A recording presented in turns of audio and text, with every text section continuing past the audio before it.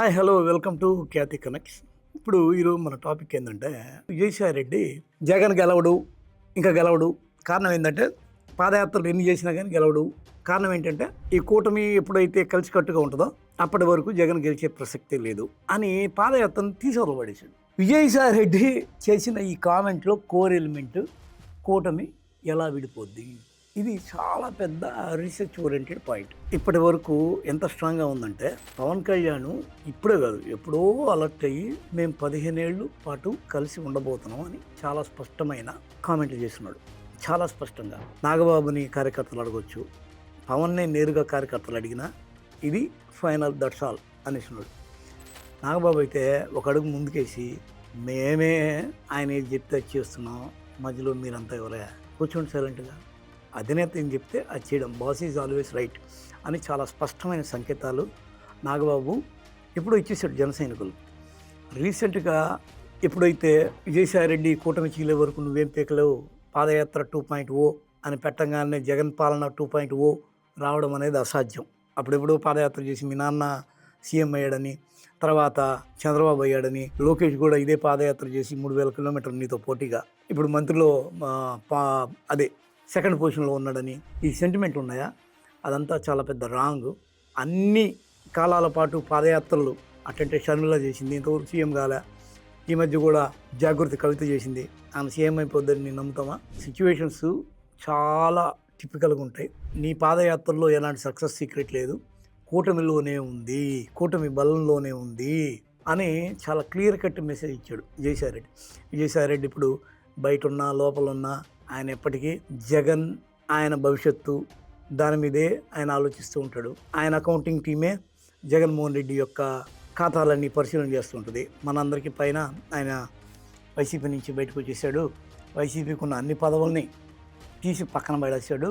ఆయన జగన్ ఎప్పుడూ డిటాచ్ అయిపోయాడని, అదంతా ఉంటుంది. జగన్మోహన్ రెడ్డి జగన్మోహన్ రెడ్డి జగన్మోహన్ రెడ్డి ఆయన ఎలాగా దీనిలోంచి గట్టున పడేయాలని మొన్న ఈ మధ్య అరే బాబు నీ చుట్టూ ఉన్న కోటరి నంబాకు వెనిజులా అధ్యక్షుడు అంత పెద్ద సైనిక శక్తి ఉన్న అధ్యక్షుడినే పెళ్ళంతో సహా తీసుకుపోతే అక్కడేమి ఆయన ఏం చేయలేకపోయాడు. రేపటి రోజున భారతిరెడ్డి నిన్ను తీసుకుపోయి ఆ విధంగా చేసినా కానీ ఇక్కడ నీకు దిక్కు లేదు, నీ కోటరీ అంత అమ్ముడు పోయింది అని చెప్పి చాలా క్లియర్ కట్ మెసేజ్ ఇచ్చాడు. అలాగా ఆయన నిరంతరం జగన్మోహన్ రెడ్డి యొక్క ఆలోచనలోనే ఉంటాడు. జగన్మోహన్ రెడ్డిని ఎలా బయటపడేయాలని చూస్తుంటాడు. పైకి అప్పుడప్పుడు ఏమంటూ ఉంటాడంటే నేను మీడియా పెడతా, అవసరమైతే ఒక పార్టీ పెడతా, అంతే తప్ప నేను జనసేనలో పోను, ఆయనతో నాకు ఎంత సన్నిహిత సంబంధాలు ఉన్నా పవన్ కళ్యాణ్తో, ఆ తర్వాత నేను బీజేపీలో పోను, నాకెంత నెట్వర్క్ ఉన్నా అని చెప్తూ ఉంటాడు. అవసరమైతే నేను కొత్త పార్టీ పెడతానంటాడు. నిజమే, పార్టీ పెడతాడు కాదంట్లా.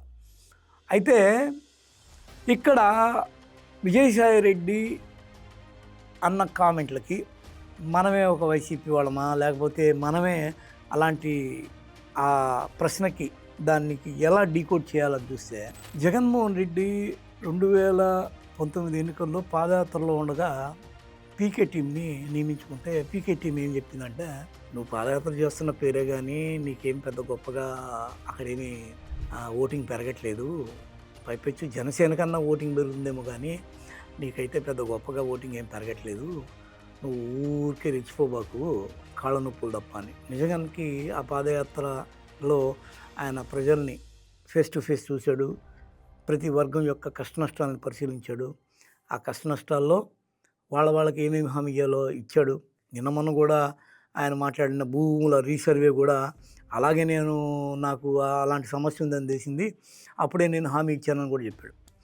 ఆ పాదయాత్రతో గురుమూర్తి అని తిరుపతిలో ఒక ఎంపీ అయ్యాడు ఒక వ్యక్తి, ఆయనకి ఫిజిషియన్గా పనిచేసిన వ్యక్తి. పాదయాత్ర అంత రిజల్ట్ ఓరియంటెడ్, కానీ అవేవి ఇప్పుడున్న కూటమి యొక్క బలం ముందు పనిచేయవు అనేది విజయసాయిరెడ్డి తేల్చి చెప్తున్న మాట. ఆల్రెడీ పవన్ కళ్యాణ్ చాలా అలర్ట్ అయిపోయి నిన్న కూడా ఒక లేఖ రాశాడు రీసెంట్గా, శ్రేణులు, సేనలు, వీర మహిళలు, నాయకులు, జనసేన నాయకులు జాగ్రత్తగా ఉండండి, మన మీద ఆర్థిక లావాదేవీలకు సంబంధించిన నేరాలు, వివాహేతర సంబంధానికి సంబంధించిన నేరాలు, అశ్లీల నేరాలు, వీటన్నిటినీ మన మీద రుద్దే ప్రయత్నం చేస్తున్నారు, కాబట్టి మీరు అలర్ట్గా ఉండండి, తప్పులకి చిక్కబాకండి, వాళ్ళు కిరాయి మనుషులు, కిరాయి మాధ్యమాల ద్వారా మీ మీద దాడి చేయడానికి సిద్ధంగా ఉన్నారు అని చాలా అలర్ట్ చేస్తూ తన శ్రేణుల్ని ఆయన ఈ మధ్య రీసెంట్గా ఒక లెటర్ రిలీజ్ చేశారు. ఈ కండిషన్లో సేన కూడా ఇలాంటి కామెంట్లతో మరింత స్ట్రాంగ్ అవుతూ మరింతగా కూటమిలో ఇంకొద్దిగా దగ్గరికి పోతుంది. కూటమిలో ఇప్పుడు బీజేపీ సంగతి పక్కన పెడితే టీడీపీ, జనసేన దాదాపు ఇట్లా ఉన్నారు. ఈ ఉన్నదాన్ని విడగొట్టడం అంటే ఇప్పట్లో అయ్యే పని కాదు. ఈ మధ్యకాలంలోనే సీదిరి అప్పలరాజు ఇంకొక కామెంట్ చేసి వీళ్ళని ఎలాగైనా సరే విడగొడదామని ట్రై చేశాడు. మేము జనసేనతో కూడా పొత్తు పెట్టుకోవాలని ప్రయత్నం చేశాము, అది కుదరలేదు అని. అయితే వైసీపీ కొందరు ఇలాంటి మాధ్యమాల ద్వారా చెప్పే మాట ఏంటంటే ఇది బీజేపీ ట్రై చేసింది, వైసీపీ కాదు. ఎందుకంటే వాళ్ళకి మొదటి నుంచి టీడీపీకి పెద్ద సుముఖత్తుగా ఉండరు ఎవరు, బీజేపీ కేంద్ర నాయకత్వం. బీజేపీ ఏముంటుంది అంటే మనం కలిసికట్టుగా పనిచేస్తే మనలో నుంచి ఒక కార్యకర్త, ఒక ఆర్ఎస్ఎస్ కార్యకర్త, లేకపోతే ఒక సీనియర్ పొలిటీషియన్ సీఎం కావాలి అని అంటాడు. ఇప్పుడు నితిన్ నబీన్ అనేవాడు ఏ విధంగా బీజేపీ జాతీయ అధ్యక్షుడు అయ్యాడో అలాగా ఎవరో ఒక సాధారణ కార్యకర్త, అతను ఒక సాధారణ సీనియర్ లీడర్ యొక్క, ఒక ఎమ్మెల్యే యొక్క కొడుకు.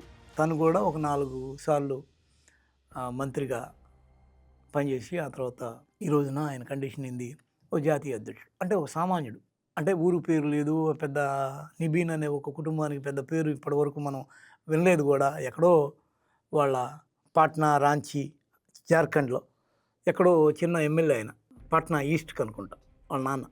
ఈయన ఆ తర్వాత బాంకీ రామ్ అనే ఒకనొక ఇదనుకుంటా పేరు, దానికి ఆయన ఎమ్మెల్యేగా 4 సార్లు గెలిచాడు. ఆ తర్వాత మంత్రిగా కూడా పనిచేశాడు కొంతకాలం. తర్వాత పార్టీలో అద్భుతమైన పనితీరు కనబరిచాడు యువ మోర్చా దగ్గర నుంచి.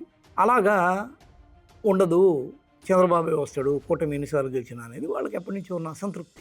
దాని నుంచి నువ్వు బయటపడు, వైసీపీతో జతగట్టు, అతనితో అన్న మనం కొద్దిగా ఇవి పెట్టుకోగలం లింకులు, 2.5 ఏళ్ళు మీరు, 2.5 ఏళ్ళు మావాడు అని, అట్టన్నా నువ్వు సీఎం అవుతావు అని ఎంతో రెచ్చగొట్టే ప్రయత్నం చేశారు అనేది అప్పట్లో ఒక వినికిడి.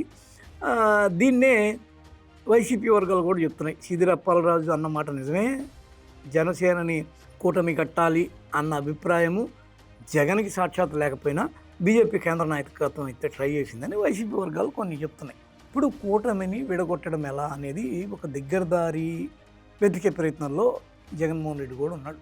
అయితే ఎలా రూట్ మ్యాప్ ఏంటి అనేది నేను ఇప్పుడు చెప్పింది అర్చీజు అని మనం చెప్పలేం. కానీ ఈ మధ్య కాలంలో అంటే 2019 ఎన్నికలకు ముందు పీకే ఇచ్చిన రిపోర్టు ఏంటి అంటే, నీదేం పెద్ద పార్టీ లెగవట్లేదు, నీ స్కోర్ కార్డ్ ఏం పెద్ద గొప్పగా పోవట్లేదు, నువ్వేదైనా చాలా ఇట్లా కాంట్రబట్టి సిచ్యువేషన్ తీసుకొచ్చి నిలబెడితే తప్ప, డెడ్ లైన్ పాలిటిక్స్ తీసుకొస్తే తప్ప నువ్వేం చేయలేవు అని ఆయన చెప్పాడని, ఈయన అప్పుడు ఈ ప్రత్యేక హోదా కోసం చాలా బీభత్సమైన ప్రయత్నం చేసి తన ఎంపీల చేత రాజీనామా చేసి తర్వాత పార్లమెంట్లో అవిశ్వాస తీర్మానం పెట్టడంతో అప్పుడు టీడీపీ యొక్క రాష్ట్రభక్త లేకపోతే పాతివర్చమా దానికి ఒక కాంట్రబట్టి సిచ్యువేషన్ వచ్చేసింది.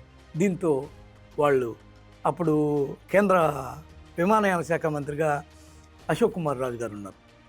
ఆ టైంలో ఆయన బయటకు వచ్చి ఆ తర్వాత అవిశ్వాస తీర్మానం దేశ చరిత్రలో తొలిసారి ఒక అధికార పక్షం ఒక ప్రతిపక్షం పెట్టిన అవిశ్వాసానికి ఓటు వేయాల్సిన దుస్థితి. అక్కడే మోడీ కూడా అన్నాడు ఈ మాట, జగన్ ట్రాప్లో చంద్రబాబు చిక్కాడు అని. అక్కడే టీడీపీ పని అయిపోయింది. అంటే ఇలాంటి ఒక కాంట్రబట్టి సిచ్యువేషన్ ఎన్డీఏ నుంచి ఆ రోజుల్లో టీడీపీ ఎలా బయటకు వచ్చిందో ఈ రోజు కూడా అలా బయటికి జనసేన, టీడీపీ, బీజేపీ విడిపోయి బయటకు వస్తే తప్ప అది జరగదు. అయితే ఇంకా చాలా టైం ఉంది. ఇప్పటికి 19 నెలలు అయింది, 2 ఏళ్ళు కూడా గాల ఏపీలో కూటమి కట్టి. ఈ క్రమంలో అలాంటి సిచ్యువేషను ఈ మిగిలిన కాలంలో ఎక్కడైనా జగన్మోహన్ రెడ్డి దొరకపుచ్చుకుంటే తప్ప ఇదంతా అవ్వదు. ఈ లోపల ఈ విజయసాయి రెడ్డి, ఈయనతో పాటు మిథున్ రెడ్డి, మొన్న ఈ మధ్య అవినాష్ రెడ్డి కూడా ఒక సిగ్నల్ ఇచ్చాడు ఒక పోస్ట్ ద్వారా. అదేంటంటే, నేను బీజేపీలో చేరితే ఈ వైఎస్ సునీత ఏం చేయగలదు అని ఆయన కౌంటర్గా పెట్టాడు. కాషాయ బట్టలు వేసుకొని ఆయన ఒక పోస్ట్ పెట్టాడు అనేది ఒక సమాచారం. దీని ద్వారా ఏం జరుగుతుందంటే, ఈ లోపల వీళ్ళంతా కలిసి బీజేపీలోకి వెళ్ళి అక్కడ కొంత లోకలోకలు చేసి తద్వారా ఈ కూటమిలో ఒక విరక్తి భావన వచ్చి బీజేపీ బయటకు వస్తే అక్కడ మళ్ళీ ఇంకొక సిచ్యువేషన్ కూడా ఉంది. టీడీపీ నుంచి లోకేష్ని సీఎం ఏదన్నా చేస్తే మరి నీ జీవితం అంతా ఉప ముఖ్యమంత్రి అయినా అనేదన్నా ఒక అలజడికి కారణమయ్యి ఇలాంటి సిచ్యువేషన్లో లేదు కుదరదు అని పవన్ కళ్యాణ్ ఏదన్నా బయటకు వచ్చే సిచ్యువేషన్ ఏదన్నా ఏర్పడితే తప్ప కూటమి అనేది విడిపోదు. ఇప్పటికే కాళహస్తిలో వినూత కోట, బొజ్జల సుధీర్ రెడ్డి ఈ ఇష్యూలో జరిగిన అన్యాయం ఎవరికి జరిగింది అంటే జనసేన వినూత కోటకి. ఆ తర్వాత అలాంటి వాటిని కూడా ఆయన చాలా అంటే బైపాస్లో వెళ్ళిపోతున్నాడు, పర్టికులర్గా వెళ్ళి చూడకుండా. ఎందుకు అంటే అది కూటమి యొక్క నీతికి ఏదన్నా ప్రాబ్లం వస్తుందేమో అని పవన్ కళ్యాణ్ చాలా చూసి చూడనట్టు ఇలాంటి చిన్న చిన్న విషయాల్ని పట్టించుకోకుండా తన నేతలనే బలి పెడుతున్న పరిస్థితి కూడా ఉంది. ఇది చాలా పెద్దది. ఇలాంటిది వచ్చి ఫేస్ టు ఫేస్ పవన్ కళ్యాణ్కి వస్తే తప్ప ఆయన బయటికి రాడు. ఇలాంటి వాటి కోసమే జగన్మోహన్ రెడ్డి ఎదురు చూడాల్సిన పరిస్థితి తప్ప కూటమి ఇప్పట్లో సాధారణ పరిస్థితుల్లో అయితే విడిపోయే ప్రసక్తి లేదు. అది 2029 కావచ్చు, 34 కావచ్చు, 39 కావచ్చు.